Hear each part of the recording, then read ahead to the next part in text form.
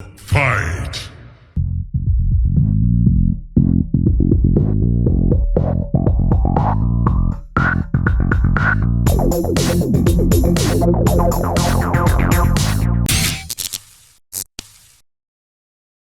Hey guys, welcome to season 5, episode 8 of the MKAU show.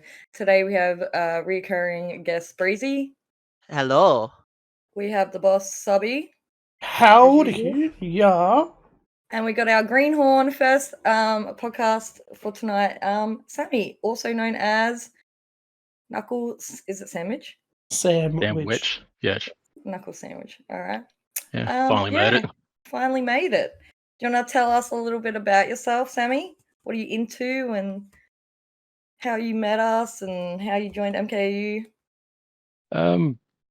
Yeah, I first met Lance back in, I think it's 2014 at Supernova in Gold Coast. And then he added me on Facebook, then we just chatted every now and then. And then I finally, he offered me to do a game review back in 2019, and then since then I've been doing reviews. And that led into movie reviews as well, which is a lot of fun. Yeah, Sammy is one of the rare people that does movies for us. Yes, he is our resident movie guru. Yeah, it's got some really good quirks. Get some free water, popcorn, sometimes alcohol, depending. And You got a few coming up. I don't know whether you can talk about them or not. I can't remember. Yeah, just one called Saltburn, a psychological thriller. I don't know much about, and the other one is the sequel to the Trolls movie, which I haven't seen the first one yet, but I'll watch that before I go. Yeah. It's on Netflix, I think. What's it called? Yeah, gaming What's wise, that one called? Trolls. Or the sequel is Trolls Band Together. Oh yeah, that's I think right. they're starting a band or something. But yeah, I'll watch the first movie before I go see that, so I get more context. And yeah, gaming wise, primarily focus on fighting games. I was actually, if you go to arcades and see those Asian guys, playing Tekken and Street Fighter, anything, I was probably one of them. Literally grew up in the arcades. It's like, home away from home. Went to arcades in also Malaysia and Taiwan. It seems really different over there. And for fighting games, Tekken's my primary one. I'm also good at Marvel vs. Capcom 3. Also, I pretty much play all of them, even the terrible ones, just because it's fun. Yeah, And he is the fighting guy. Yeah, also compete in tournaments when possible. I did BAM for the first time back in July, which is the biggest fighting game tournament in Australia, and I didn't do as well as I hoped in Tekken. I actually got disqualified on my second match because I didn't hear my call out, because it's just a really noisy place, and I fortunately missed out. Then I tried Mortal Kombat 9, actually Mortal Kombat 11, and I got absolutely slaughtered in that. The level of competition there is really high. I went up against people who represented the country. And then I did Virtua Fighter, which I did surprisingly well at. So it's pretty interesting to see all these players, and even have players from other countries. I had the number one player from Korea enter. Ni, he ended up winning the Tekken tournament. I was in the same bracket as him, so I was hoping to match up with him just for the fun of it. But we didn't meet, unfortunately. Yeah. But that was my first time at BAM, and I'll looking forward to going back next year. Yeah, and you also had the ultimate bragging right of beating Subby once, right? In a in-house MK tournament. Yeah, I was going back and forth a few times. I say about on the same level, so it could go. It's like 50-50. Yeah, What's your thoughts on MK1? There's things I like, there's things I don't like. The story mode, it's there's some cool stuff about it. It has its moments, but it feels like they can't decide what story they want to go through. And because I reviewed that one as well, and it is good for what it is, but it does leave out a lot of stuff that like fan favorite characters. They changed the whole moveset for every character, so you got to relearn everything. The cameo fighters is a lot of fun to play with. Although some are incredibly broken, there's always people finding out new ways to do unlimited combos, and certain characters getting banned from tournaments. So it's got a lot. I think it's still got a long way to go, but it is still a really fun game at the end of the day. Yeah. And Street Fighter 6 also came out this year, and Tekken 8 is coming out literally on Australia Day. So, which I'm looking forward to, and also that same day is the next Like a Dragon game, which I'm also looking forward to. So, that'll be a busy week if I'm reviewing those. For people watching the podcast, Sammy's also massively into cosplay, and he's done a lot of these characters. Was. Yeah. Not as much these days. Actually, that's how I met Lance. I was cosplaying Lobo, and he noticed me from the crowd, and then got a few photos of me. Was it Lobo? Was it? Yeah, that was my first cosplay. That was the only cosplay I had I for like remember. almost a I year. remember. I remember taking photos of you then, and you asked me, "Is it all right if I do the finger?" I said, Yeah, because "Yeah, always go for it." because I have to because part of the character is that he flips a bird a lot, and I always make sure like people are okay with it if they're getting photos of me, because I don't want to upset anyone. But yeah, pretty much everyone just says just go for it. They actually love the idea. First time I met Lance too was I was dressed as a cosplayer as Fox McCloud from Starfield, from Star Fox, and that was down all the way down in Sydney, EB Expo in Sydney. EB Expo. Yeah, Matt Millen there as well. Yeah, it's the first time I ever met you. You took my photo, and then we added each other, I think, on Instagram and Facebook, and lo and behold, I'm writing reviews. Man, he's got a mad way of hooking people in. Hey, Yeah, good way to network. Good way to network. I was introduced to Lance by Stace. Yeah. Let's not worry about that. All right, Wow. so that is our newest podcast, Sammy. So let's get into what has everyone been up to lately. Let's start with Breeze. What have you been up to, Breeze? I've been lately getting back into Pokemon Platinum and The Witcher 3 Yeah. and playing them. What's And made you go yeah. back to Witcher 3? Because that's quite an old game now. It was like Game of the Year when it came out. Just felt like got it for cheap while it was on sale, and yeah, just decided because I always played it on the Switch and I didn't put it into the dock and I don't have the dock for the Switch set up at the moment. I'm just like, yeah, let's go with getting it on while it's cheap. Are you playing on Switch? No, I'm replaying it on Xbox One. But have you played it on Switch? I have played it on Switch. Did you enjoy it? I did enjoy it, and I was correcting a few mistakes I made on the Switch, which I'm slowly fixing because, yeah, wanting to go for a better story outcome. Does it I play? can't play those sort of games on the Switch. Does it play Not like well on big the titles. Switch? It does play well on the Switch. It's just tiny graphics? screen versus big screen is, yeah. You'll never beat big screen, especially for bigger RPGs like that. Yeah. More importantly, are you Team Triss or Team Yennefer? Ooh. You're Team Geralt, aren't you? I'll let you think about that, Brizzy. We'll come back to you. Yeah. You think about it. What have you been up to, Subby? Not much at all, to be honest. I haven't had much time. I have recently got into the new Fortnite season. It's gone back to Chapter 1, which is been pretty good. I hear they're hitting the highest number of players ever since the game's launched. So everyone's wanted OG back. It's back. But yeah. Say that like Fortnite's popular with the kids, but they were probably too young when the first chapters came out, so they probably never experienced what we got to experience. Yeah, I think that's the thing. I reckon a lot of the people that played Fortnite as well stopped playing over the years and has brought all the old players back, plus all the people that didn't experience it into the game, which is making up for the high numbers, I guess. But yeah. My question is, are they bringing back old skins? Because you'd be annoyed if you're like an OG player and you had a skin that no one else had. It's the whole game is like you've just booted it up back in what year was it, Breezy? Since Chapter 1 came out? It's like 5 years ago.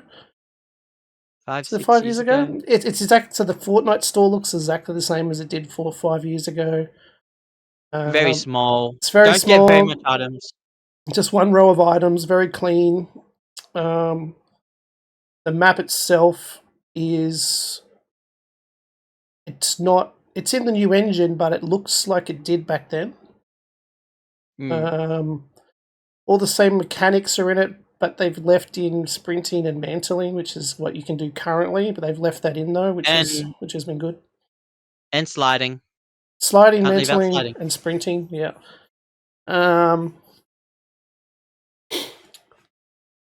See, Yeah. I enjoyed it more back then when there was less stuff. And I think when that's they just what's had a shopping trolley as transportation. I think that's what's happening. So yeah, so currently it's only for a month. So each week a different map is in rotation from chapter 1, I believe. So at the moment you've got vehicles from chapter 1, season 5 or 8 or something. I can't remember. So you got Whenever they you got shopping trolleys and golf carts at the moment. So that'll cycle out into maybe the hamster ball things or the planes.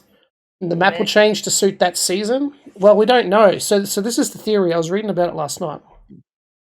The theory is that the time machine has gone back to an alternate version of chapter 1. It's not the same one. So the map's slightly different. And people are starting to pick out that this isn't on the map. This part's not on the map. The volcano's not on the map. So none of that happened in this alternative universe. So there's a bit of a story still behind it. There's still a story behind it and why the map isn't exactly the same. So like the mech fight didn't happen, the volcano eruption didn't happen in this version. The cube didn't happen. So all the stuff that should be on the maps currently isn't there, and there's a reason for that apparently. So well, I'm glad they went back because one of my favorite memories of Fortnite is Annie pushing me around in a shopping cart, just annoying the hell out of you. Yes. So whatever they got planned for the end of this, I think we'll be in for a completely new map next season. Like completely new. That's pretty cool. So what have you been up to, Sammy? You've been quite busy. A lot of game reviews between work and sleep. Most recently was Like a Dragon Gaiden, the man who erased his name. Yeah. Which is actually and I literally I finished the game today. I did the review and submitted it minutes before joining this this video chat. Subby isn't a slave driver or anything. Yeah. So under the normal 5 days, nothing different. But it's also I had to complete the game to unlock a demo to write a preview article for that, which is the next game in the series coming out in January. So I had to spend pretty much commit all my free time to just getting through the game, which I'm really happy with. It's a lot of fun. It's one of my favorite games of the series. It was called Yakuza previously, but they've rebranded as Like a Dragon, which is also the Japanese name. Yep. Yeah. And I've literally played sorry? It's good that you explained that because I thought it was a completely different game. Yeah, it's also there is one game called Yakuza Like a Dragon, which just to add to the confusion, but it's just Yakuza 7 to make it easier. But yeah, I've literally played every Yakuza game available in Australia since 2006, and I started with the original, and then played every single game. And the only ones I haven't played are the ones that aren't available outside of Japan. And if they ever do, I'll definitely get my hands on those. So yeah, it's a game I've literally almost grown up with. I was 18 at the time, but still I kind of just grown up with the series. And I've been really invested in Kiryu's story, and the latest game that just came out. That's it sort of the last game. It was it was it's meant to be his conclusion, like his send off. But it turns out he wasn't dead. He faked his death, but then turns out that the continuing the story, which is actually which was actually really good. It's a emotional roller coaster. I mean, at the end it was definitely make fans shed tears. It's a much shorter game because there's meant to be a DLC for the next one, but they decided, there's got a lot of content, may as well make it its own game. Yeah. And it's also a discounted game as well. But what they put in it, there is just so much content, so much story, and so much emotion. It could be my game of the year, but I'll see once I actually finally play Spider-Man 2, then I'll decide. Because I haven't had time to even touch that game because most of the game reviews there was Like a Dragon. I've also done Super Mario Brothers Wonder, Sonic Superstars, the Metal Gear collection, and also I saw Red Grave is playing that on stream. Yeah. And also the Five Nights at Freddy movie, which it's not great, to be honest. It wasn't really for me. It was average at best, but it's got a lot of fan service, which is cool. Yeah. Do you want to know what my game of the year is so far? What? Yes. Mortal Kombat? Mortal Kombat 1. No. No way. Subby What? Simulator 2000. No. What is it? RoboCop. No way. Really? I want to try that game too. RoboCop Rogue City.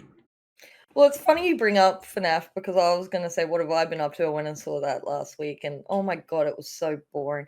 I don't know Yep. who is it. Is it Universal? Universal Studios. Universal. Yeah, it's all Universal. maybe reviews are done through Universal Pictures. Yeah. I don't want to upset Universal, but oh my god, it was. Whoever decided to make that movie like a PG-13, idiot. Like, it had one it's good aimed bit at in those- it when she got chopped in half. That was but it. you don't even see it. Spoilers. Spoilers. You see you the do. body drop to the floor. Yeah, but you see the shadow. No, you see the body. Yeah, but not You really. do, but it's like a blink and you miss it moment. Yeah. Yeah. And that was So it. That was it's, that was the limit. If we want a movie, we want it gory. We want it gory. If you're gonna base a movie on a horror game, you gotta make it scary. And I was not scared. And I hate scary movies, and even I was bored. So it wasn't great. Yeah. I think in the review I actually compared it to like something like a episode of Goosebumps or like Yeah. other spooky kids shows like on I would agree Nickelodeon and with stuff. that. Yeah. And Funny it's story. Oh no, yeah. keep going, Sammy. Keep going. I was just saying it's just not as scary as expected. It has some of that tension build up. It has fan service stuff, but it feels like it's more style over substance. Yeah. And the execution I think it just came up poorly. But I have seen like a lot of like diehard fans that really love the movie. But I think it's hard to say because I don't know if they're just committed to liking it or they just It's one of those things. It's an issue because it's a kids game, and you can't make a kids movie that's too not PG or M at most. Is it a kid game? It's meant to be a kids game. Kids-ish. If you look at the lore behind Young it, teens. it's quite dark. dark. but kids aren't going to look in the lore like. Mm. I don't know. I do appreciate the Matt Pat cameo. I had no idea who he is, so it you don't know didn't mean Game anything to me. Theory? I've heard of him. There's a lot of like social media influencers I don't know about. I don't know if it's just me being old or whatever it is. Funny story.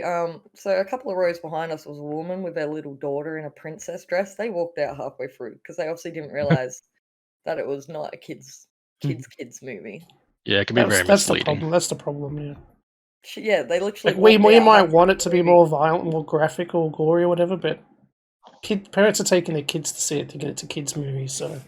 Oh, I think understand because it's like they're going to make more money because kids are so into FNAF. I think just make sure the kids are play the game, not just take it because it looks like a kids movie.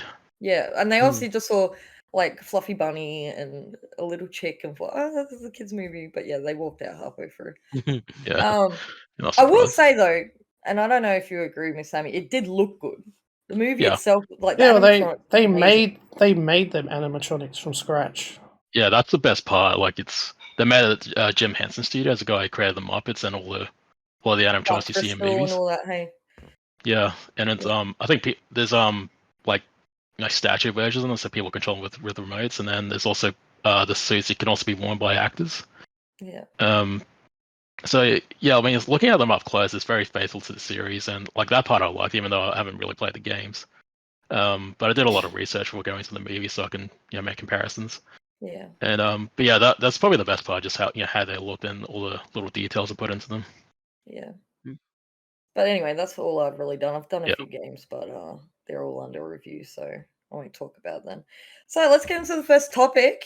I know it's a bit late, it's a month late, but MKAU went to PAX this year, or most of us.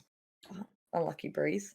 So Subby, you want to get into PAX 2023 for us? I'll let you get into it since you're the boss. I don't know. Where do you want to start?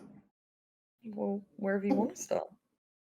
Well, it's back in Melbourne, obviously, and it was the first PAX since COVID where major publishers started to come back in. There wasn't many. Nintendo was the obvious standout. They had a massive presence. So did Sega. Actually, Sega had a big big bit of floor space, didn't they, Sammy? Was that Sonic the Yeah. all Sega? That was all Sega, wasn't it? Yeah, there was Sega Superstars and Like a Dragon. Yeah, no, they had two a games I big. just reviewed. Yeah, yes. Yeah. So it was good to start seeing some of the big AAAs slowly coming back into the PAX scene. Yeah, You wanna Nintendo. talk about, while you're talking about Nintendo, you want to talk about the hands-on you guys got to do? I overheard Nintendo saying they had 80 staff there. They had a lot That of booth was they had a massive. lot of people. So Ubisoft also shared Nintendo space. So we played Wonders, Super Mario Brothers Wonders. I've got to check that out. And also Ubisoft's Prince of Persia game that's coming out. So Yeah, but I yeah, tried that too. It's good. it was a lot of fun. Like Yeah. I wasn't sure it was going to be like a side scroller initially, but I didn't mind it. I think it's kind of going back to its Yeah, original it kind format. of felt like the original game, I guess, in a sense, but I don't know. Except he's a lot more agile. He doesn't, fall down a pit as easily. No, I mean I struggled. I did struggle with some of the controls at one point. Yeah. I just didn't know how it worked, but I got the hang of it. But yeah, 80. They had a lot of staff. Yeah, they most of it was Ubisoft as well, though. So they had Ubisoft and Nintendo covering the same space. But The indie section was massive. they like doubled the down New on the Zealand indie section. So usually every year the indie section, it's just like one side of the hall, down one end, one side. This time they spread it across the whole front. Like as you come in, as the queue hall came in, instead of it just being on like one side, and I think in the middle it was across all three halves. So it was twice the amount of indie space this time around. So they really focused on indie. One thing I did notice that Cola Lambs got out of the indie space this Correct. year and had their own massive booth. Devolver Digital, and All Out, and had its own little bit of a space for Cola the Lamb and Kalamazoo on the other side. So yeah. Is it an indie game anymore? No, big win Probably for not. them. Because didn't they win Game of the Year at that? Yeah, they won a lot of stuff. Last year. Yeah, last year. Yeah. Yes, last year. But yeah, they had their own booth. They had merch you could buy. I bought all their pins. The shirt sold. Pin collector. Man. I went there on the last day to get a shirt, all gone. Yeah, imagine buying a shirt and losing it though. Oh yeah, don't want to talk about. Don't want to talk about that. Don't worry about that. Yeah. Otherwise, it's it's good to see PAX coming back. Sammy, you're a bit of a veteran for PAX too. Is there anything you noticed that was different this year? Yeah, anything you really enjoyed? Yeah, I've been going since 2015, and it's nice to see like Nintendo coming back, like even just seeing the Nintendo display from the ceiling. And yeah, I tried out Prince of Persia, like Lance did, and I also lined up for Sonic Superstars and Like a Dragon. It's about an hour each, or just over an hour. Oh, you and it's also funny. Yeah, I think Sonic Superstars was like 90 minutes or close to 90 minutes, and Like a Dragon was about an hour 15. And it's funny because when I lined up for like a Dragon, it's an 18+ game.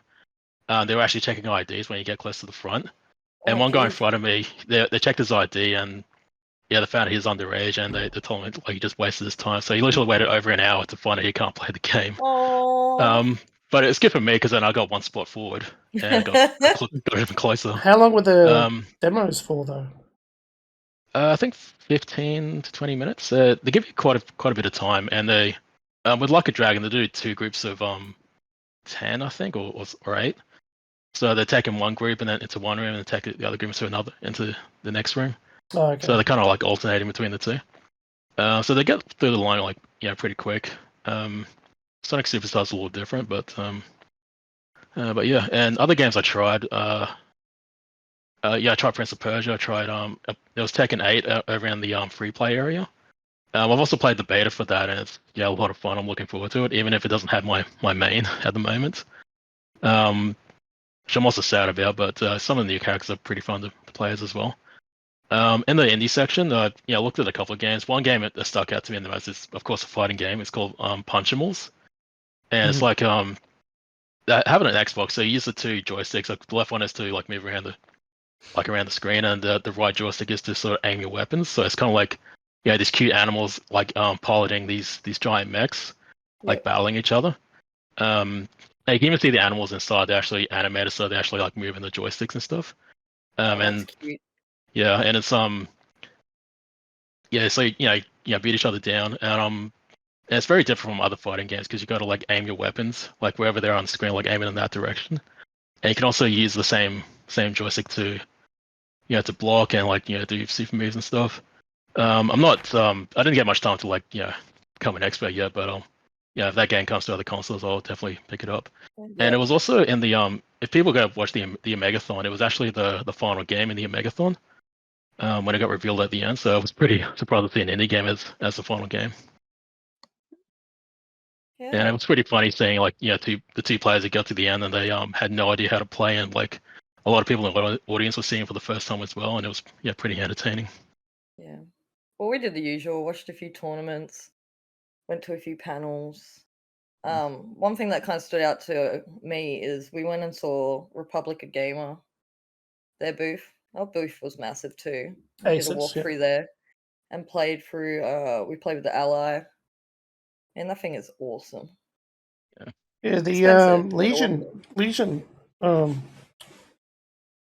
is it? Legion Go? There's another one coming out. Mm, I think we spoke about it on one of the past podcasts. We talked Yeah. about handhelds, but the Legion's on its way. Be released pretty soon.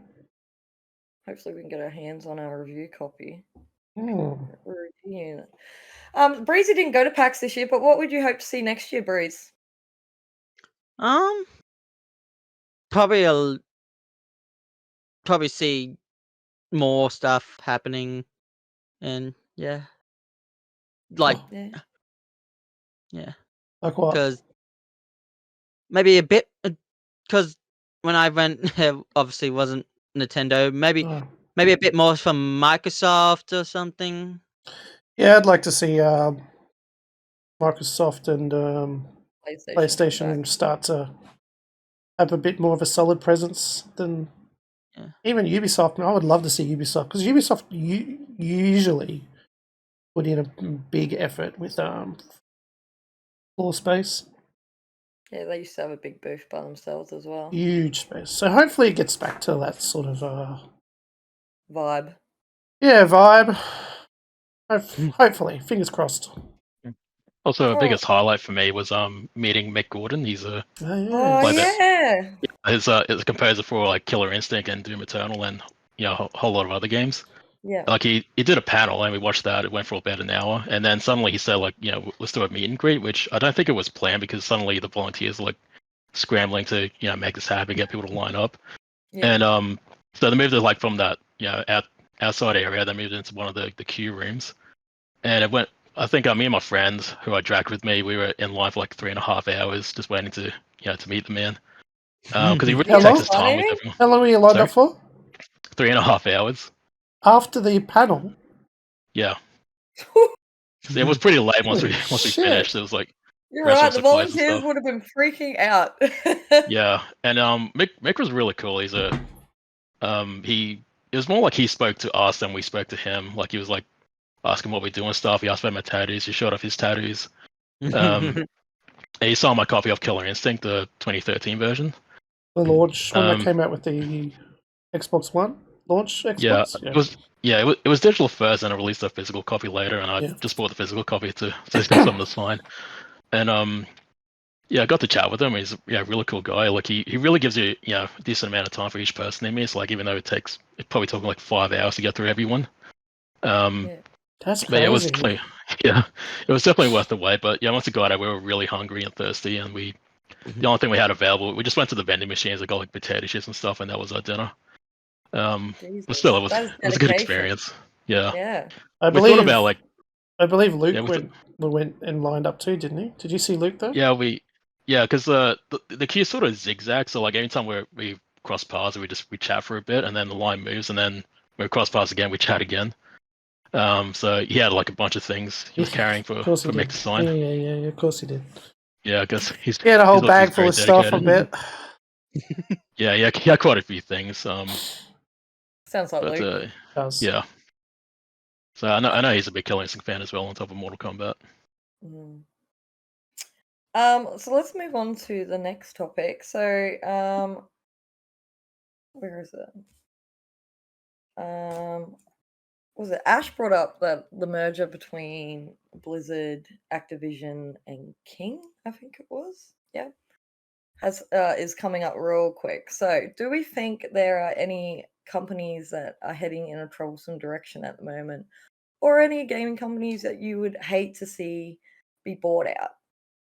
Well, I think it's gone through now, hasn't it? It's all official because on the Xbox socials they've welcomed Activision, Blizzard, and whatever Probably. it was These to the topics are from, family. like, So last week. yeah. So I think it's happened now. Yep. Yeah. Sony lost. What? Sony lost. He Breezy's lost. gonna start a war in the comments. Look, in this particular case, I'm all for it because I'm a COD. Like, COD used to be the only game I used to play, and COD is in shambles. And I'm hoping Yeah. Microsoft sort it out. So in this situation, I am all for it because I'm hoping Microsoft will start doing the right thing and fix COD, because I don't know whether you guys have seen the scores for the campaign in Modern Warfare 3, but places are giving it 4s, labeling it as the worst Call of Duty campaign ever. That's scary. 4. Now I want to play it just to see if it's that bad. Apparently, it is literally just, here's the Warzone map, and it sends you around to existing POIs to go and do stuff. There's no over-the-top action set pieces like we all remember in Call of Duty campaigns. So, I'm all for it in this situation, and I hope they fix it. I hope COD goes back to the way it used to be, because I do miss playing Call of Duty. Yeah. I miss the campaigns. The campaigns were really good. Is there any developers, Breezy, that you would hate to see bought out or merge? Mostly Nintendo and Microsoft are my two biggest companies that I would hate to see go under, but I And don't that's see never them gonna going in. happen. That's almost never going to happen. Well, I mean, Microsoft were talking about buying Nintendo. That's the that was something leaked or something discussed. Didn't Bill Gates say that while he was drunk at a party? No. Apparently, this was in when the whole Activision Microsoft thing was going through the courts and all that kind of stuff to get passed. All the documentation and emails were leaked. Apparently, a discussion around Microsoft wanting to buy Nintendo as well. I always thought PlayStation would go for Nintendo. Hey, being Don't know. They don't. Japanese based. Yeah, I don't think they can, because like Nintendo is just they're just banking in all the money. Like they're not really in a position where they need to be bought out. I don't think they would want to either. No. I probably would prefer Microsoft. If Nintendo did start going under, I would prefer Microsoft. Yeah, I am probably going to start a war in the comments saying, "What about Sony?" And I'm like, Breezy's a bit biased. I mean, I don't think anyone could afford Microsoft now with the amount of studios they own. Microsoft would have to start selling them off again. Yeah. But like Sony's a bit more like, no, we want to be exclusive. Whereas where Microsoft and Nintendo, they're a bit more open, because like if you look at it, they're a bit more open with their stuff. Nintendo not so much, but Microsoft, they're a bit more open. So I'm just like, I do enjoy that, and if I saw Nintendo getting bought out by Sony, it'd be like, you'd be. That would be bad. You'd be worried. I reckon make it exclusive. Bad. Yeah, I don't know. Whereas PlayStation, Microsoft, that'd be going. Yeah, no, you can still run. Okay. What about You need Sammy? you need this. We'll give you it, and just give us a little bit of it, and yeah, you can open it and have it shared, and yeah. So yeah, I'm a bit biased towards Microsoft and Nintendo Hmm. So compared yours is to more. So your point is more exclusivity. You don't like that PlayStation tend to lean towards exclusivity. yeah, Yeah. because like exclusivity means you got to buy a whole nother console, which means more money is needed, which in this day and age it's kind of been hard to do. Yeah. What about you, Sammy? Is there any like developers or publishers you wouldn't want under one of the big three? It was actually I heard Microsoft was actually spoke with Capcom trying to buy them out, but then Capcom politely declined. Yeah. And if Capcom was in the position they were years ago, where they're struggling to make money with some terrible games they put out, that maybe they might consider it. But yeah, this past few years they've been like on a real high, like with Street Fighter 6, Monster Hunter, the Resident Evil remakes. Like they got so many good games coming out, it's just making them so much money. The only exception is maybe Exo Primal, but even that it hasn't really dampened their reputation. Could that be real cool if a lot of the fighting gamer publishers like kind of banded together? Um, it would be cool. It'd be cool for some cool crossovers and stuff. Like NetherRealm. Can you imagine NetherRealm and Capcom? Yeah, the good thing about if someone was Uh, buying fighting games is then they could start doing the crossovers. That's what's hard about people wanting Street Fighter versus Mortal Kombat. They just can't. Capcom don't yeah, want because people ripping the heads off their Capcom characters. it was like the same when they did that crossover with Mortal Kombat and DC. They didn't allow like for more gruesome fatalities. They had to go a lot more light with it. Good point. And Considering now that you've got like the Joker in that in Mortal Kombat. yeah, And there's also and the DLC for MK1. There's it's going to be Omni Man. It's a little different now that Warner Brothers own both the IPs, so they can do what they want. Yeah, and the only pick characters that would be suited for a very like hyper-violent game. Like Joker was a good one. Spawn, then upcoming there's going to be Omni Man, which comes in a few days, and Homelander from The Boys, and also I keep calling him John Cena, but yeah, Peacemaker from the Suicide Squad. Cena.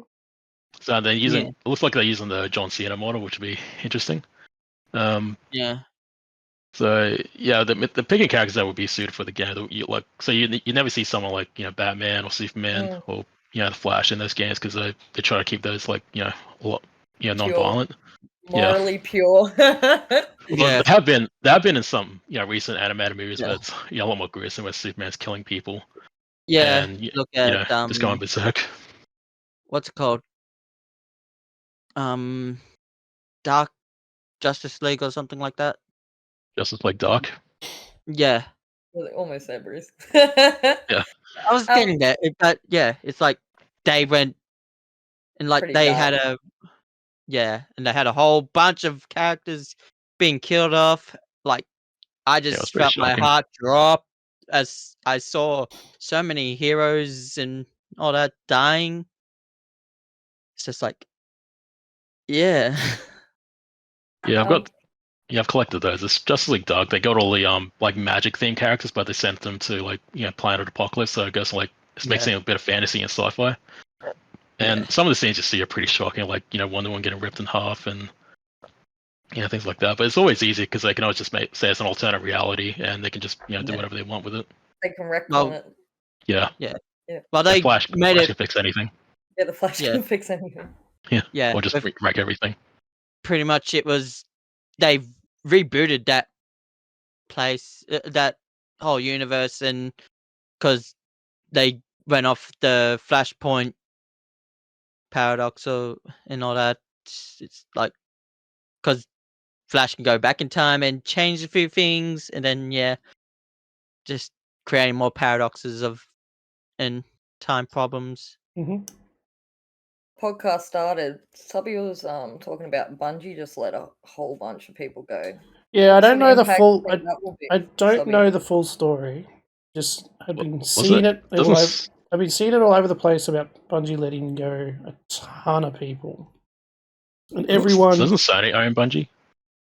Not anymore. Bungie, no, they. I don't think so. No, they went back to publishing their own games. Okay. A little while Do you think ago. that will have an impact on Bungie? Do you think Bungie Well, I might mean, be bought out? look, fans of Destiny have been apparently cancelling pre-orders and asking for refunds in just sort of support the people that they fired, if that, you know what I mean. So, Yeah, kind of look, I don't know. I mean, a I've protest. stopped. Again, this is like a Call of Duty thing. I used to play a lot of Destiny as well, and it's just every expansion is just less and less interesting. I'm not even interested in the new one coming out, and everyone wants to cancel it. And I don't know. Might be in dire straits. Possibly. I mean, this would have been a good one for Fletcher to be on.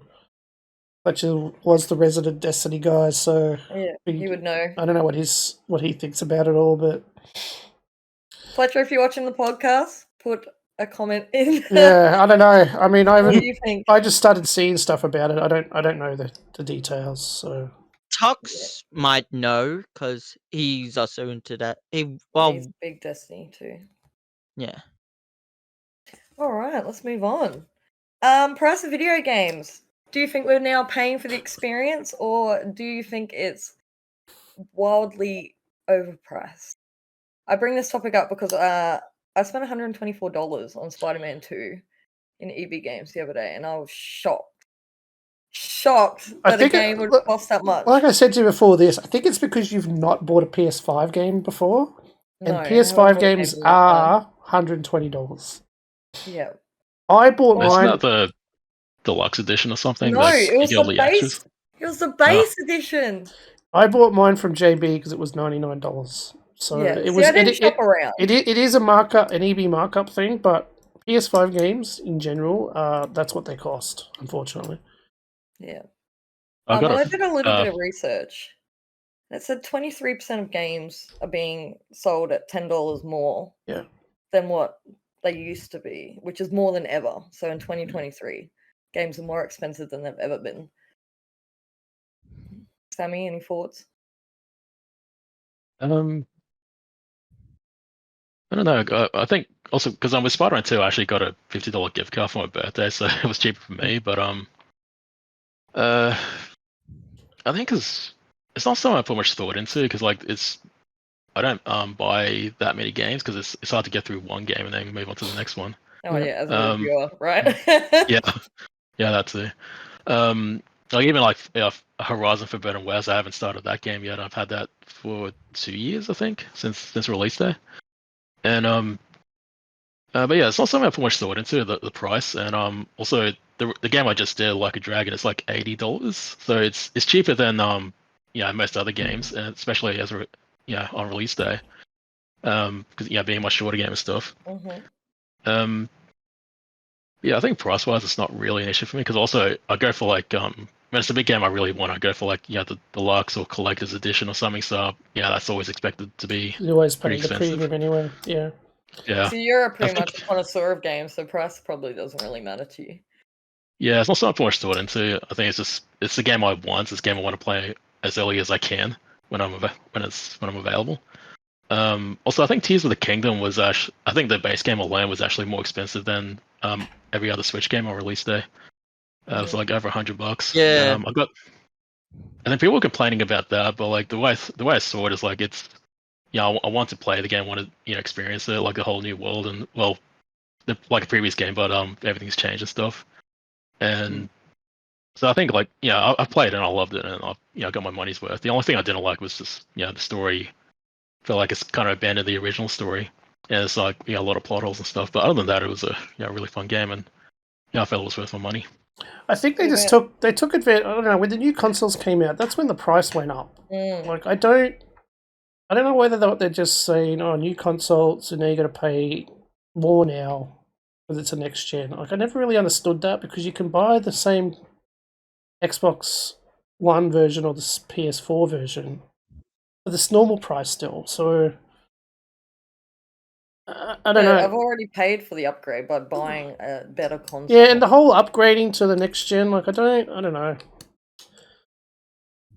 What about you, Breeze? I don't know. How do you feel about expensive games? It's detracting me to try and get the games on release. Like Valid point. the last release game that I bought on release was Pokemon Arceus, and that cost you like 70-ish bucks. See, that's reasonable. But like, there's been games that I'm just like, I would love to buy, but it's Yeah. But thankfully, because of things like Game Pass, I've been able to play some of them, like Starfield and all that. Another valid point. I mean, I'm the Fire same. I'm the breeze. same. I don't buy a lot of games because of how much they are. Like $100. I gotta really want to buy. I want to really want to play it like I did. Like I bought RoboCop, but I really wanted to play that. How much was it? I'd bought the Alex Murphy edition so I could play it early, and I think it was like $100 digitally. Yeah. It wasn't too bad from memory. I don't know. Maybe it was 120. I can't remember, but I've got to really want to play it. Otherwise, I can wait. Or what Breezy said, I'll just play it on Game Pass at some point. Otherwise, yeah, I'm not buying it. I think if you're spending that amount of money, it's like you spend that money knowing it's a game you want to play, not a game you're going to end up hating and regretting. That and Spider-Man 2 were the only two I've bought recently because I've wanted to play them both. Otherwise, I think also buying digitally also brings the price down as well because you don't have a physical disc to worry about. Yeah, see, I had to buy it because it was a present for someone. Yeah. I didn't. I think on Xbox you can gift games to people, but I'm not sure. Yeah. Yeah. Yeah, you can do that on. Completely unrelated topic. Oh my god, the game looks so good. I didn't even play it. I just sat there and watched, and oh my god, it's probably going to be Game of the Year. Spider-Man. Yeah, it looked insane. Just the first fight, I was like, oh, this is such Game of the Year quality. Still made me mad. I spent $100. It's still the same. It's still the same world. It's still the same city as the last game. It just it's expanded on it. It's expanded across the river a bit or whatever it is to more parts of but it's New York. Yeah, I don't know. I think you can explore residential homes and stuff now, not just the skyscrapers. Mm. So it's even going outside of Manhattan and stuff. Pretty cool. What I don't like about game pricing is Call of Duty Modern Warfare 3. Why? How much is that? Full price game for an expansion, technically. Full priced video game, and you're getting a campaign that has you running around at a map that's already made, a Warzone map. It's multiplayer. Don't get me wrong, I do love all the maps, but they're all maps we've already played, and they've just brought them all back, make them look pretty. So there's no new maps. All old maps, some maps from the current COD, and then I don't know what Zombies is like this time. Well, that's brought it up because a lot of their reasoning behind it is because development costs has gone up. But if they're doing things like reskinning development costs, I could literally bring up the Warzone map and tell someone, like I reckon anyone could create a story around a map that already exists. So I guess the consensus: some games it's worth it. Games like Warzone, Modern Warfare is not worth it. I don't know. I'm just disappointed because COD's always had good story games, and they've just got worse and worse. And this, to me, is just lazy. Yeah, if you are going to spend the cash, do the research, I guess. Yeah. On what you're getting for the price. Because I thought it was going to be like a DLC included or some free skins. No. If you've not watched anyone react to the campaign that's played it, like Moist Critical or anyone, go watch some of their videos and let us know what you think after that. That's a good point. I think as a consumer, we got to start researching games more before you do put your hard-earned cash behind it. Or you can just be like Sammy and be like, oh, it's a cool statue. Like I'm Yeah, only it's probably playing Modern Warfare I see because of what's the behind it. old maps that they're bringing back. But yeah, All right, let's segue into topic 4, also about gaming. But Netflix has started testing video game streaming. So, what's our thoughts on it being a potential rival in the gaming industry? It's only open to a small number of people. I think I read just Canada and UK at the moment, but they've got 2 free games on there at the moment: Oxenfree and Molehill Mining Adventure, which is just an arcadey game. I mean, Oxenfree are going to be making a mint to have Netflix pick up their game because it's such a small indie title. but isn't it from a studio that they own though? Yeah, I think so. But I don't know. Well, at least the studio's getting some support, right? Mm, Because initially it wasn't. I don't know. I played Oxenfree years and years ago. Look, if they can, I don't know. Netflix's problem right now, and there's a reason why I don't even know if I subscribe to it anymore, is because they keep pushing their price up. And now I'm going to assume they want to throw in, without an option to throw in their game service, and they'll up the price again. See, I didn't even think about that. So people are going to really, and they won't, and they may not give you like it's just included. You don't have a choice, and the price will go up, and you won't have a choice. Like, But they're already thinking of bringing in the cheapest option, gonna have ads. it's not even a Oh, cheap really? option. It's not even a cheap option anymore. Like the cheap option is the dear option before. Like it's And they know people aren't going to pick the like ads. Who wants ads in their Netflix? this is like Foxtel all over again. Everyone had Foxtel, and then they kept upping the price, and they kept including ads. And now nobody has Foxtel. Yeah, not many people would remember Foxtel about ads. I remember it back in the I day. remember it without ads. Yeah. Yeah, we would always go to our because I didn't have Foxtel. My friend had Foxtel, but you could My still parents watch had Foxtel, and you would everything. pay what's it, $90 for every channel, no ads, Mm-hmm. and then you would get ads on every single channel. Yeah. And then they would take good channels out of the bundles, and if you wanted them again, you had to pay more money because they kept shuffling the channels around. This is what Netflix will do. Netflix will do the same thing. What do you think, Sammy? Is it Um, yay or nay? if they make it like if they force it upon you, like make it part of your current plan, and you can't choose not to have the games, like yeah, I won't be pretty upset about it. But like fortunately or unfortunately, like there is a lot of stuff on Netflix I still want to watch, and I share with with my mom. So as she uses a lot too. So we definitely get our money's worth out of it. I think with the games, it'll depend on what the games are. I don't know if it's going to be like mobile type games, or it's going to be because I think there are games if you look at the mobile app. Yeah, I think Um, it's a lot of mobile stuff coming to it first. yeah. I don't know if they're going to bring like Xbox, PS5 level games because Google Stadia tried that and that failed. I did read that they're in talks with Take-Two for GTA though, possibly, which would be interesting. Like you would need big wins like that for it to sort of succeed. Otherwise, I think Game Pass have it covered. Although, I mean, GTA is available on everything else, so there's always better alternatives than Netflix. Yeah, but it's interesting to see like what they do with it. I assume they're not gonna force it upon you. It'll be part of a different plan if you want the games as an extra. I would hope so. I would hope it's a thing Yeah. you can bolt on. If they start just including it that you have no choice on, that would annoy them. I can sort of see it as like they might try and then people won't play the games and won't get enough players and it'll be they might go back on it. Because I know Apple has an Apple Arcade thing and it does have enough players. It's got a lot of stuff coming to that actually. I didn't think about Apple Arcade. Yeah, it's got a exclusive Sonic game coming out, which honestly I'm interested to try it because being a big Sonic fan. I don't like I have iPhone and stuff, but I'm not. I never subscribed to the Apple Arcade.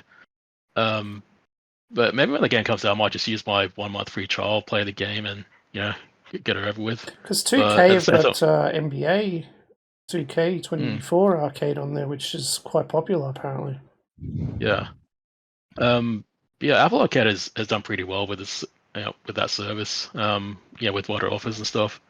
I think there's also this Crazy Taxi. There's some other Sega games Ooh, on Crazy there. Taxi. On Yeah, what? that's Apple on there. Arcade? Yeah, it's on there. Yeah, right. I mean, it's also you can also download an Xbox as well if you want that version. But yeah, I think only time will tell how Netflix goes with their gaming service if they go through with it. I think because also have to compete with like everything else. They have to compete with mobile devices and game consoles, which I mean those are like they're like the premier way to play all these games. What about you, Breeze? Would you play video games on Netflix? Don't know really, because like I'm though as of today, Netflix's Stranger Things has come back to Dead by Daylight after being gone for a couple of years. So Yeah.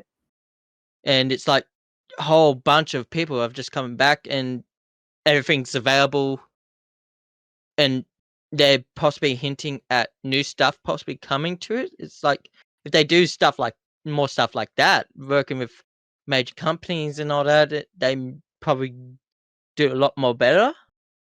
Like doing all the crossovers and all that. Yeah, Breezy brought this point up before the podcast, and I thought it was quite interesting because Netflix own Stranger Things and have been doing crossovers with games. Although if Yeah. those games went to Netflix, that would be pretty good. Mm. Yeah. Would you play Like Dead by Daylight on Netflix?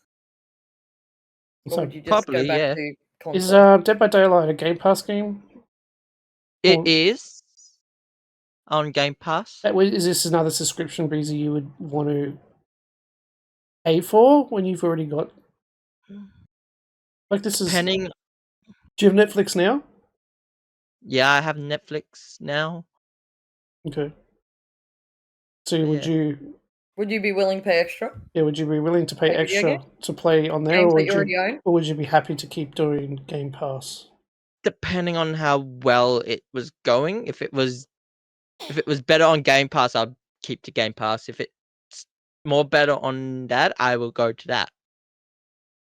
Sammy, But I've got a yeah. question for you because you play a lot of PlayStation. What's the situation with their cloud streaming now? I read that they're bringing PS5 cloud streaming to Plus members. Do you know anything about this? Yeah, I've heard about it. I don't know if they're still going through with it or not. I mean, I don't know if the games can handle it. I think on Switch, cloud gaming has struggled on there as well. The only games that do well are like, obviously the older games because they don't, the files aren't as big. I think with PS5 games, like people would prefer just to buy them or download them into the console so they can play it whenever they want, even if they don't have internet. Have you used Microsoft's cloud service? Breezy has. No, Breezy Yeah. uses because it. How well does it work for you, Breezy? For me, I'm able to play big major games like Starfield, and that's like how many gigs to download? 60. Yeah, and you don't need to. Yeah. And this is what Sony is finally starting to push more: is you're able to cloud stream PS5 games. Yeah. If it's It's done good, well, then yeah. Because their I find PlayStation's hardware tends to work more efficiently. You'd think they'd jump all over that, right? Mm. I just read somewhere that was when we were talking about streaming that PlayStation Plus is supposed to be getting PS5 cloud streaming. That'd be a win for them, I think. It's about time though. How long's Yeah. Xbox been doing it? Might be handy because like my PS5, I'm running out of storage space on the This is on the the thing, console. yeah. Like the goal is to eliminate hardware. Like you can go out and buy a Samsung television with the Xbox Cloud app built into it now. You can just sync your Bluetooth controller to your TV and play Starfield, play whatever you want. Mm. You don't need the hardware anymore. As long as your internet connection's reasonable, you don't need hardware. Just a Yeah. TV and a controller. Australian internet's a bit subjective. Oh yeah. Yeah, You gotta get that Elon Musk internet. Was it Skylink? Starlink. Starlink? A blue sky? Starlink. No. I'd Oh yeah. I'd rather have that NASA internet connection, 90 gigabytes per second. 999 gigabytes. You're close, bro. But can you imagine tapping into that? Jesus. Yeah, I watched a Alright. I watched a guy download what game was it? COD. He was downloading the COD because it's 210. You know, COD is 210 gigabytes now. The new one. Well, it uses the same stuff as Modern Warfare 2, so you need to download Modern Warfare 2, a chunk of that, and the That new reminds one. me, I got to uninstall that.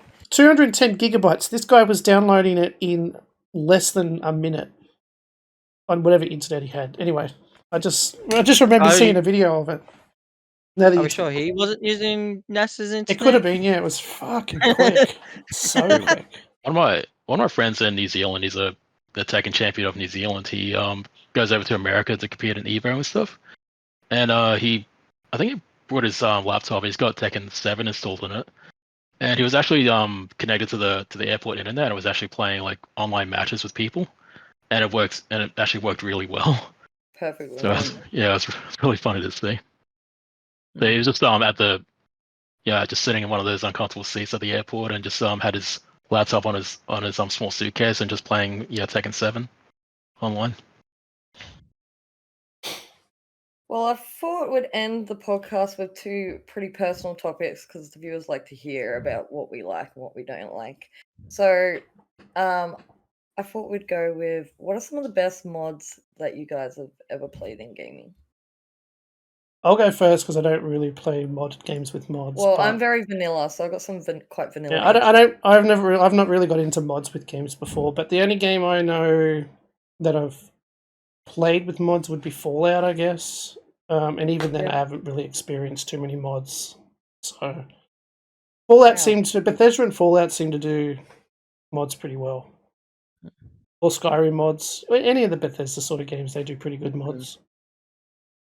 Crazy? Yeah, same with bit of same with me. Skyrim having mods like having the dragons turn into Thomas the Tank Engine trains, and Minecraft. I've played like Minecraft with its like Pixelmon and hundreds of other mods. Thousands upon thousands of other mods on there, and having that stuff and all that, and yeah, Pixelmon. Pixelmon's a big one. What is it? Pokemon with Minecraft, pretty Oh, much. that's cool. Yeah, though Nintendo doesn't very much enjoy it. They originally did have it shut down, but it's been brought back up. Nintendo, if you're watching this, please do not take down any more Pixelmon. In fact, try and buy it off of the person that's creating the mod.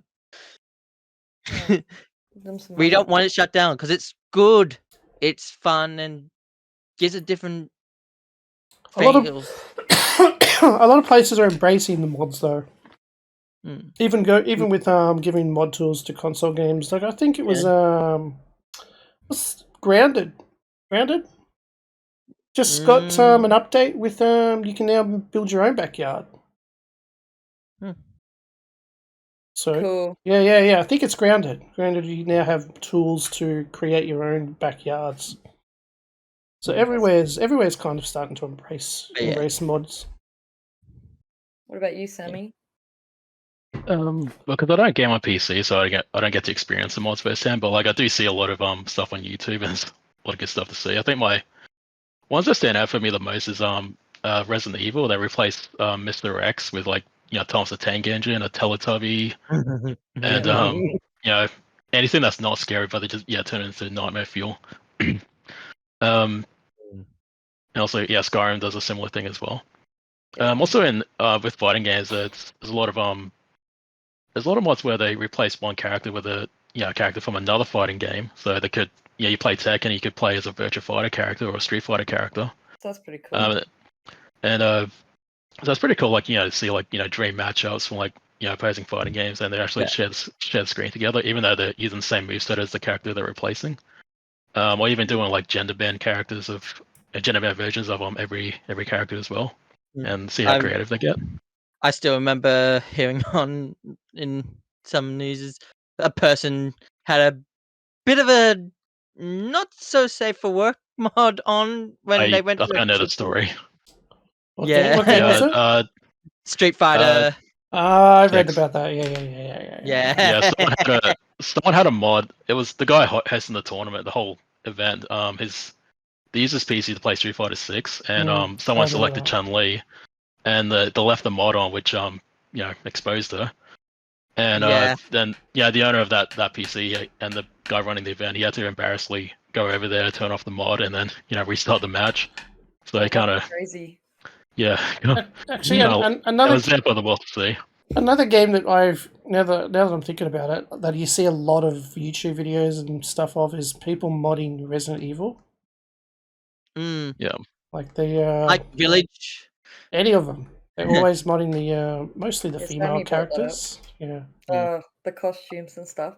Yeah, I saw most of it with like Village with Lady D and all that. Yeah. Especially Lady Of D. course you did, Lady D Breezy. chasing you in lingerie. Of course you did, Breezy. You downloaded them, didn't you? I don't have a game, so why would I need to download not something? Change the subject.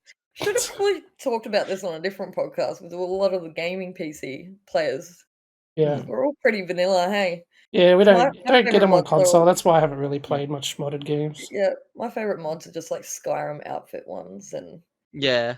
Choo Choo Charles when they Choo-choo. made him into Thomas the Tank Engine. I like mods that make things scary less scary, like when Sammy Yeah. brought up Teletubby for Mr. X and stuff. Yeah. But you can't deny that GTA, Oh yeah. right, with their like RP. role playing servers. Yeah. That's pretty. Yeah, those are massive. What mods have really done for that game? Like it Mm. blows me away from the vanilla version of GTA that I played a long time ago. What was it, like 10 years ago now? Oh, That game's just been they mod in an entire like jobs, currents, it's a lot of work. Yeah. It's like yeah. they should hire them for the work they've done. It's like Well, I think they have. There was a something I read about the Rockstar are in talks with the people that made or came up with the what's the big popular RP5M? No, is it? I don't know the Pixel one. Oh, it could be. Whatever the biggest RP server is, they're in talks with them about GTA Online. Just what those mods have done for a community of people that was just a general used to be just a classic GTA game is insane. Yeah. Like all the RP stuff is just crazy. And I suppose you could bring up Gary's mod. Mm. The possibilities that's made for people. Also another, what do you call it, like cornerstone in modding. Yeah. So yeah. All right. Sadly, we're on to our last topic, but probably one of my favorites of tonight. What are some of our most hated game mechanics in video games? Like points in a game where you just cringe because you don't want to do it, or you hate that mechanic, or yeah. Look, games. I got a list, bro. I don't have a list because I don't know. Like the mechanic I hate the most is the whole fetching mechanics. Like go here to fetch something just to go back to hand it in, like, or like Far Cry and stuff where you've got to go to a tower, turn it on just to reveal part of the map, and like every game Mundane tasks. Mundane tasks. Just mechanics that are overused in every game does it. It's just. You got any other examples? No. I don't know. Assassin's Creed games, they're kind of similar, right? Like Assassin's Creed, Yeah. like I don't. Depends if I don't know. It's, even just mini games just to unlock like a lock. I don't know. Just time wasting little filler things just to do something so simple like opening a door or something. I don't know. What about you, Sammy? I don't know. I think the one that sticks out for me the most is in the Assassin's Creed games, the tailing missions. The where you have to follow someone you from. gotta eavesdrop them, eavesdrop and Yeah, listen to them, or Yeah, you gotta you follow them to wherever they're going. You have to make sure you're not seen the whole time. And if they catch you, then then it's like game over. You have to restart it from the beginning. well, I mean, you're an And if there's assassin. I don't mind that. Gotta be sneaky, yeah, sneaky. it was more like when I fell, I have to start from the beginning. It gets really repetitive, and you hear the same dialogue over and over and over. And plus, it's just very slow and tedious most of the time. And a lot of people have complained about it, but they still bring back the telemissions in every Assassin's Creed game, especially when it was on a yearly basis. And I think also one of the GTA games, I think it was San Andreas, there was like a tailing mission that was similar to a tailing mission where you had to follow someone from a distance, and it was the same thing. It was just long and tedious, and the same dialogue again and again. And you had to follow a car from make sure you're not seen as well, and also Oh, yeah, I not be remember too that. far. Yeah, but also not be too far where you lose them. Yeah. Yeah. What Also, game? yeah, What game did you just say where that was from? GTA. GTA. No, I think it was San I'm thinking Andreas. of the what's that The two? airplane Saints one? Row. What's that 2K game that did the same thing? You had the tail and you Saints Row, or no, not Saints Row. The Watch Dogs? no, the one that's that's Ubisoft. anyway. I can't remember the name of it, but yeah, there's a few games that do that. There's a 2K one that did it. I can't remember the name of it. Yeah, those about you, missions Bree? do suck. Yeah, I think some of the Lucky Dragon games have had that too, especially in Judgment. And like I love the games, but they're the few missions I really hate, and I just want to get it over with and just get on with the game and get back into the fun of it. Yeah, I can imagine. Yeah. Breeze? I'd probably say one thing I hate is having the story end early on, not having a long story, having a story that could be done in like short amount of time. I want to have a story that is gonna have me feeling the emotions and all that, and yeah, I want to feel for the characters, be immersed into the story, not have it just go, oh yeah, you can finish the story in no time. You won't get any emotion. You just get a story done, and Like a rush story. yeah, and yeah, and also like having things like one of the things I don't enjoy in some games is like I don't when it's an RPG when you're having to be so far back from the character where you can't where to the point where you can only just see them and have armor on them that's like highly detailed if you were Like to armor and skins you can't even see. yeah You spend all this time collecting cool stuff and you can't even look at it. Real good like point. That annoyed me about Cyberpunk. You wear this mad-as outfit and you only get to see it. And you can't even your you can't even inventory. show it off to other players because it's a single player game half the time. Yeah. Yeah. That's a good Like- point, Breeze. I've never thought about that. That does irritate me. Another one that irritates me too is like leveling, keeping stuff gated. Like you can't progress even in a story unless you're like a high enough level, which means you've got to go and grind stupid shit just to Like side missions. You've got to go and do something just to level yourself up for the sake of it to then continue the story. Like, come on, actually, man. Fuck me. the Lucky Dragon games, it's most of them are beat 'em up games, but then in the 7th game they change it to like turn-based strategy, and it's still fun. Like, it still has an epic story and stuff. But for me, it's sort of I really prefer the beat 'em up stuff.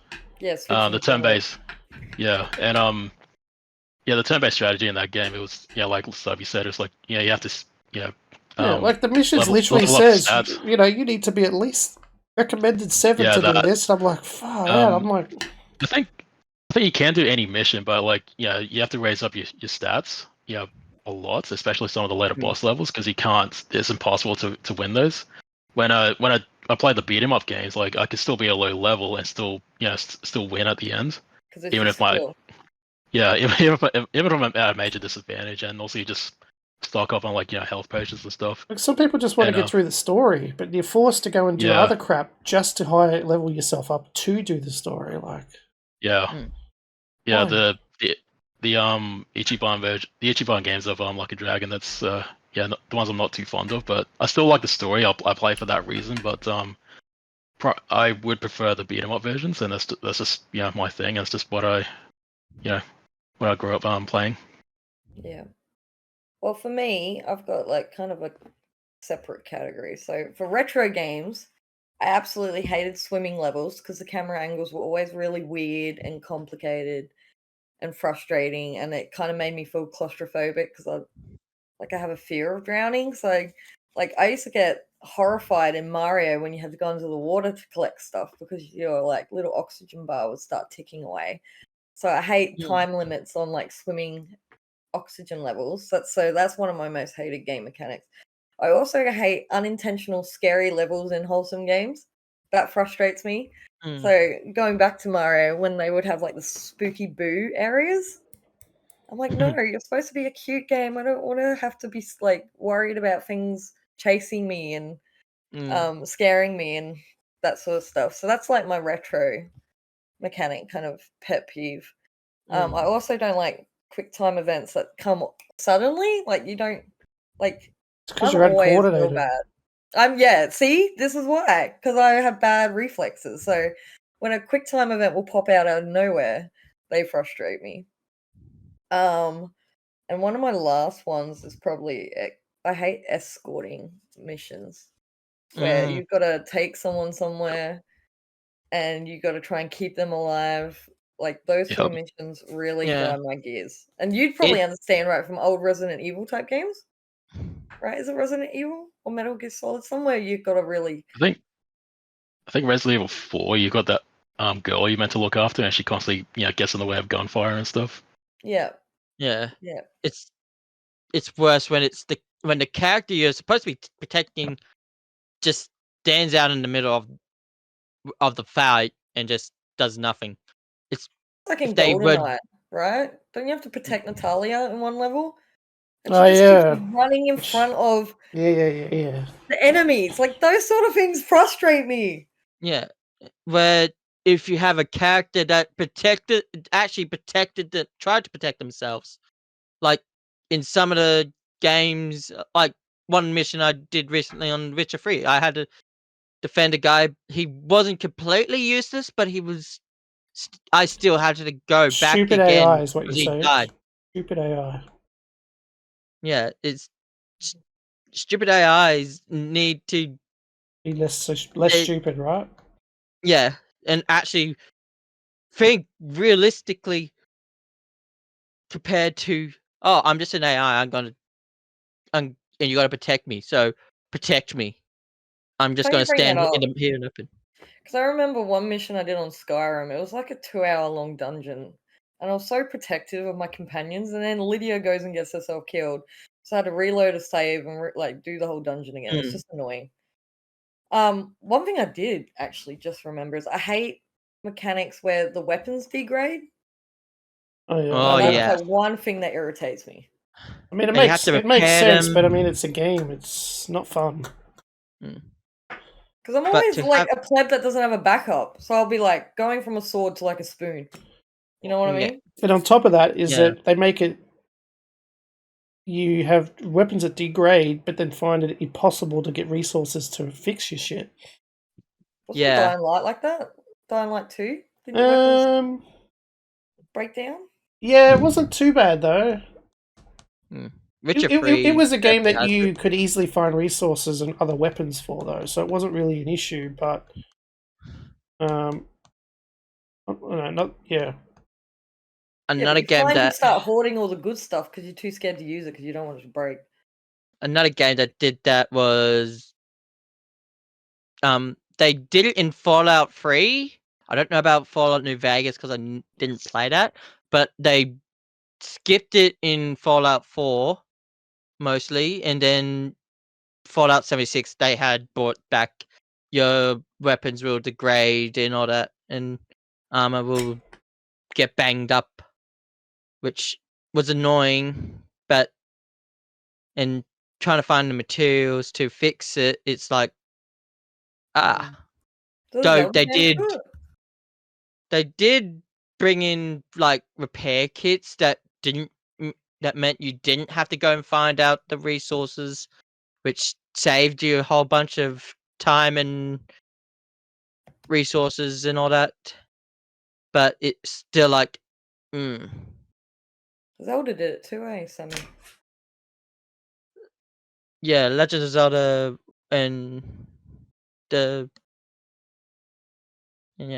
Yeah. Not- Anyway, the only other thing I could think of too is overcomplicated crafting systems or skill trees. That stuff shits me to tears. Just keep it simple. Just let me casually upgrade my skill tree or craft Convoluted stuff. skill But some of trees. them in some games are so in depth. I'm just like, this is too hard. I don't even want to play it. Like, it actually reminds me of Monster Hunter. Like, Monster Hunter World is the only one I really played, and the UI is really complicated because you just you want to put on like a protection mantle, and you got to go through like a menu while a monster is literally attacking you, and or even just to use potions and other items, and there is a way you can shortcut that, but even that also still leaves you vulnerable to the monster attacking you. Whereas other games we just have one button assigned to getting health back and stuff.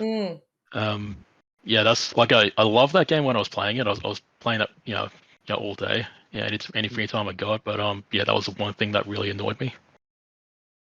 Yeah. All right, we might wrap it up there, guys. Guys, we're gonna plug this week our affiliate for Juiced. Just put MKAU in at checkout, and you can get 10%. 10% off. Yes. Juiced have a new flavor coming called Subby. It is called Cherry Cannon, which is a sour cherry flavor drink. It comes out this Thursday. We'll also be giving away a tub or two. Yep, so check out our Facebook and our Twitter to keep an eye out for a giveaway for a tub of the new flavor. Yeah. And make sure you like, follow, subscribe. If you listen to our podcast, chuck a comment down below of some of the topics, your opinions on the topics. And that's us for tonight. Thanks, guys. Bye. See ya. Bye.